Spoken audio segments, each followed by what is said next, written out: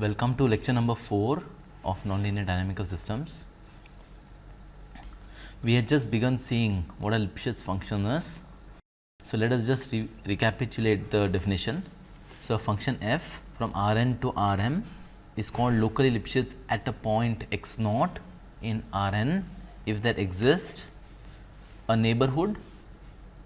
B is a neighborhood here in this case is defined to be a ball centered around x0 with radius epsilon and the radius is greater than 0.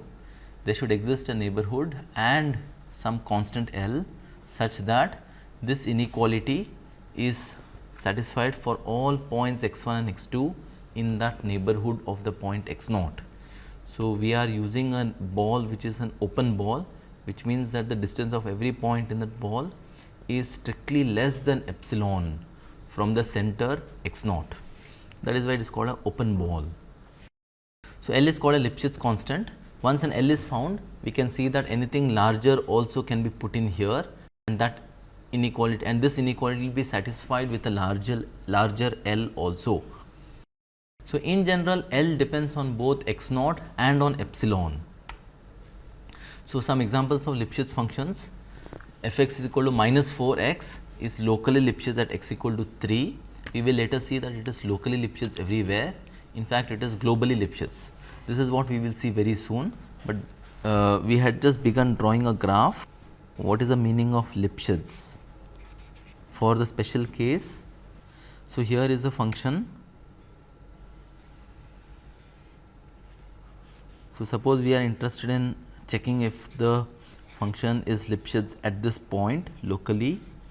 To say it is locally Lipschitz at this point means we should be able to find a ball. In this case, it is an open interval such that we take any 2 points inside this ball and we look at the corresponding values, and those values we take here.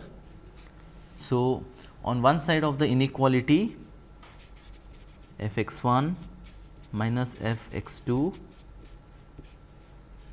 less than or equal to L times x1 minus x2.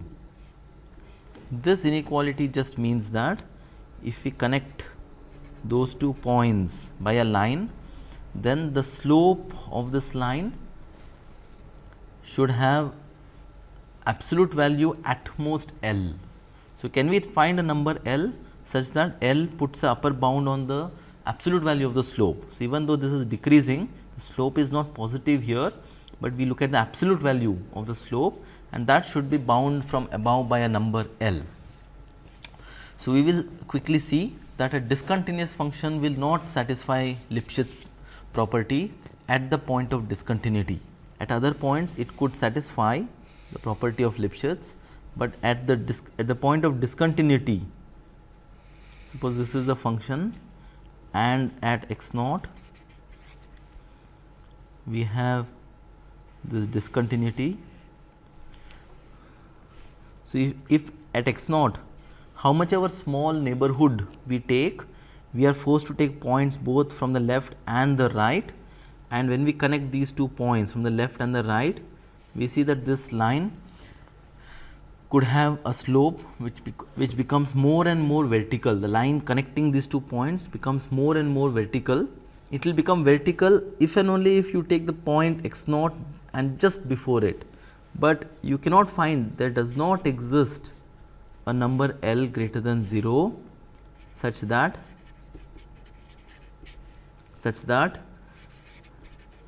fx1 minus fx2 is less than or equal to L times x1 comma x2, in which this inequality is satisfied for all x1 and x2, for all x1 and x2 in the ball. So, for how much ever small epsilon we take, because we are forced to take points both from the left and the right, it turns out that this line connecting the point from the left and connecting the point from the right, this particular line has a slope that is not bounded in absolute value. Yeah. So, because of that we see that there does not exist an L such that this inequality is satisfied for all x1 x2 in the ball. For a particular x1 and x2, we might be able to find the L, but that L will work only for that x1 and x2 in that ball, but we want this inequality to be satisfied for all points x1, x2 inside the ball of radius epsilon strictly greater than 0. So, this is how we see that if it is discontinuous, it cannot be locally Lipschitz at the point of discontinuity. At another point x naught, suppose this is another point x naught, at this point it can very well be locally Lipschitz, as long as in this case, as long as we take a ball that does not contain this discontinuity, we can see that the function is locally Lipschitz. So, let us see some examples. So, f(x) equal to minus 4x is locally Lipschitz at x equal to 3. So, take L equal to 4, take the Lipschitz constant L equal to 4 or anything larger. Consider the function f(x) equal to e to the power 5x. This is locally Lipschitz at point say x equal to 4. For this particular point, we can take the Lipschitz constant L equal to 5 times e to the power 20 plus 1. So, notice that we are taking the slope of the function evaluated at x equal to 4 and we take something that is slightly greater. How much greater we take decides on how big the open ball around the point x equal to 4 is, but since we are interested in just an open ball of radius greater than 0, we can take the Lipschitz constant slightly more than the slope at the point x equal to 4.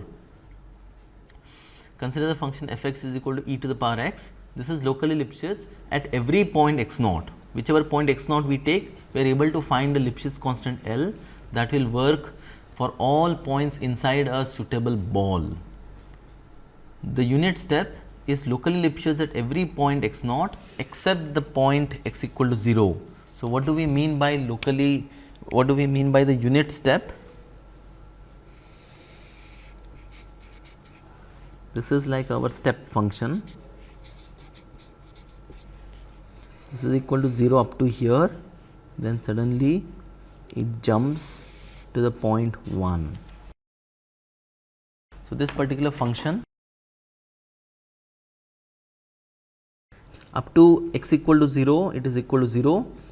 For x greater than 0, it has jumped to 1, and this is locally Lipschitz at every point except x equal to 0. At x equal to 0, we saw that there is this discontinuity, and hence there will not be a constant L that will work for that inequality for all points in a ball, how much ever small the ball may be.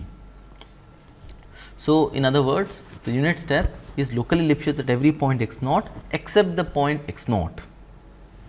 This particular function f(x) is equal to x to the power 1 by 3 is locally Lipschitz at every x again except x equal to 0. This is a very important example. We will see this again and again. So, let us just draw the graph of f(x) is equal to x to the power 1 by 3.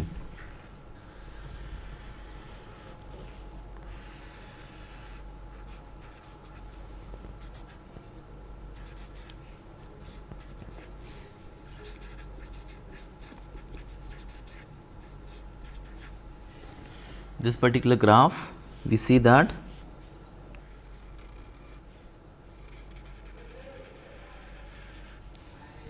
this is how the graph looks.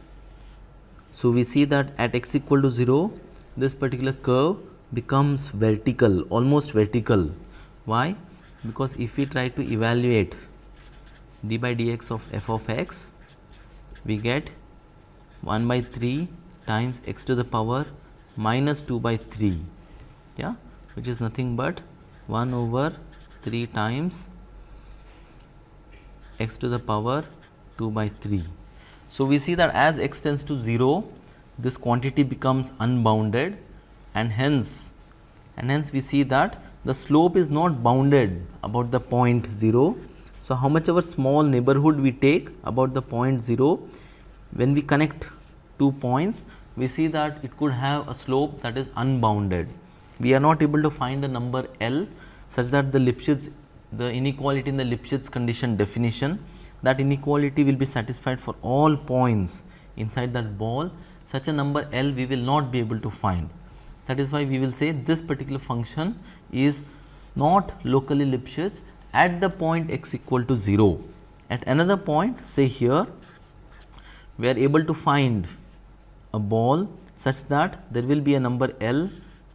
In other words, whatever ball we take, as long as we do not include the point 0, when we connect this, we can take the farthest and the nearest, we can see where the slope is maximum and we can choose the number L accordingly. That number L will work for everything.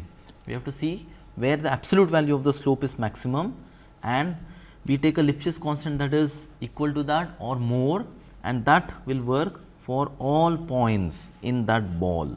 Hence, we see that as long as we do not take the point x equal to 0, how much ever close we take, if it is away from x equal to 0, we can find a ball such that there is a number L satisfying the Lipschitz inequality, and hence except the point x equal to 0, there is a number L that will satisfy the Lipschitz inequality. Hence, it is locally Lipschitz at every point except the point x equal to 0.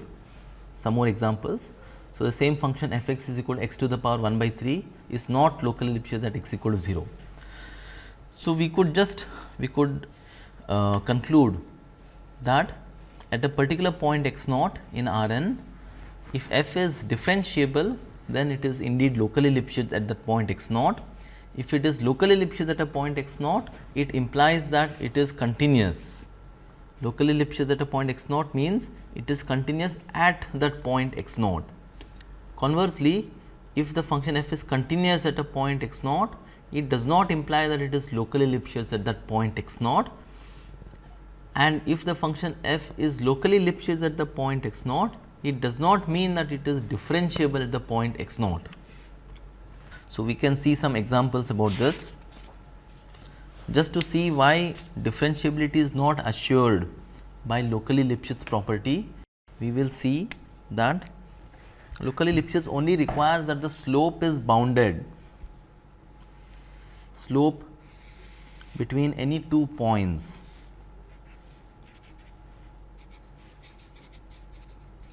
If we take the unit ramp,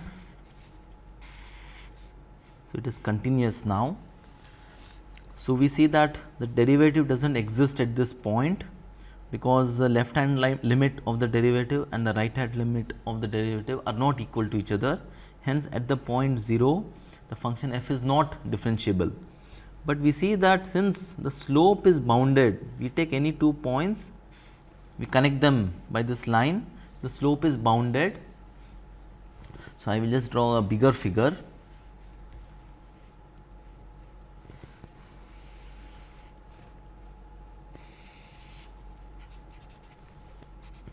Take this particular example.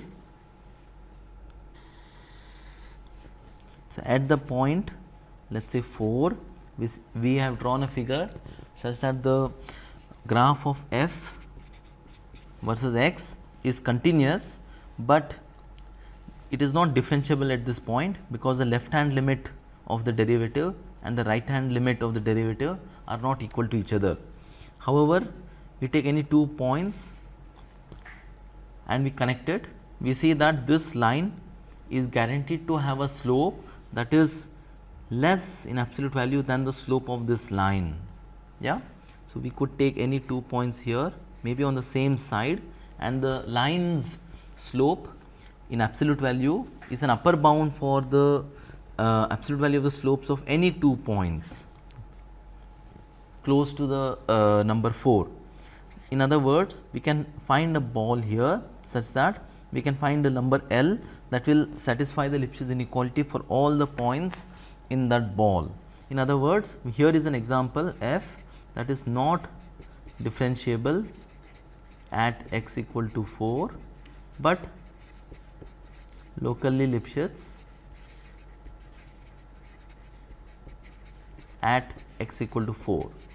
In other words, if somebody tells us that this particular function f is locally Lipschitz at the point x equal to 4, and the one asks us, does it imply that f is differentiable at the point x equal to 4? The answer is no. So, this is what the statement here says.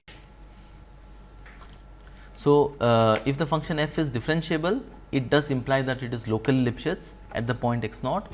If it is locally Lipschitz at the point x naught, it is also continuous at the point x naught.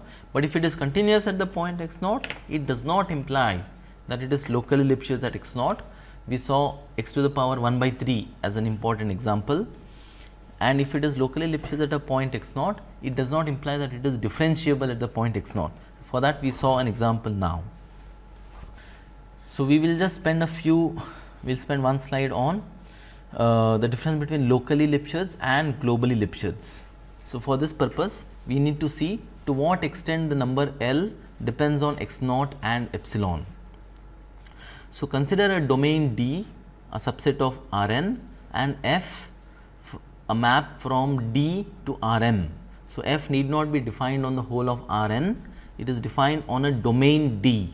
So a domain is an open and connected subset of Rn in this case. So to say that D is a domain in Rn, it means D is a open and connected subset of D, open and connected subset of Rn. So for a function f that is a map from D to Rm, there are various possibilities. F could be locally Lipschitz at a point x naught in D. We saw the definition for locally Lipschitz at a point. We could also have a situation where at every point in D, f is locally Lipschitz at that point. This we will say is, we will use the word f is locally Lipschitz on D. So what is the significance here? L might have to be modified depending on the point x naught. If x naught is at another point, the slope, absolute value of the slope might be larger, because of which L might have to be made larger. So at each point in D, f is locally Lipschitz, but the Lipschitz constant L is having to be modified depending on the point x naught. Perhaps L has to be modified. We will say f is locally Lipschitz on D. So if it is the case that f is locally Lipschitz on D and the Lipschitz constant is independent of the point x naught in D, then we will say f is Lipschitz on D. The word locally is no longer relevant, since we can find one Lipschitz constant L that works for the entire domain D.